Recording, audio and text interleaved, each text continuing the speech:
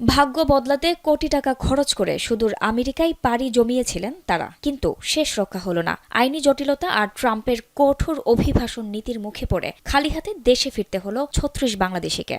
মঙ্গলবার আমেরিকার সামরিক বিশেষ ফ্লাইটে তারা ঢাকায় পৌঁছায়। ফেরত আসাদের বেশিরভাগই দালালের খপ্পরে পড়ে প্রথমে দক্ষিণ আমেরিকার দেশ ব্রাজিলে যান। সেখান থেকে দুর্গম জঙ্গল আর মেক্সিকো সীমান্ত পাড়ি দিয়ে অবৈধভাবে যুক্তরাষ্ট্রে ঢোকেন।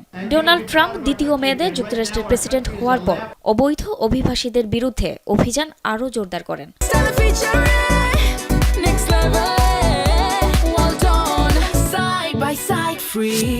একজন অভিবাসী এই যাত্রার পেছনে ৪০ থেকে ৮০ লাখ টাকা পর্যন্ত খরচ করেছেন। জমি বিক্রি বা চড়া সুদে ঋণ নেওয়া এই টাকাগুলো এখন তাদের জন্য বড় বোঝা হয়ে দাঁড়িয়েছে। যুক্তরাষ্ট্রে প্রবেশের পর ধরা পড়লে তাদের ডিটেনশন সেন্টারে রাখা হয় এবং শেষ পর্যন্ত ডিপোর্ট বা বহিষ্কার করা হয়। ২০২৫ সালের শুরু থেকে এখন পর্যন্ত প্রায় ২৯৩ জন বাংলাদেশিকে একইভাবে ফেরত পাঠানো হয়েছে।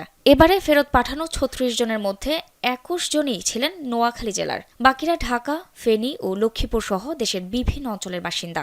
অভিবাসন বিশেষজ্ঞরা বলছেন, জীবনের ঝুঁকি নিয়ে এবং সম্পদ নষ্ট করে এভাবে অবৈধ পথে বিদেশ যাওয়া দেশের অর্থনীতির জন্য যেমন ক্ষতিকর, তেমনি ওই পরিবারগুলোর জন্যও চরম বিপর্যয়।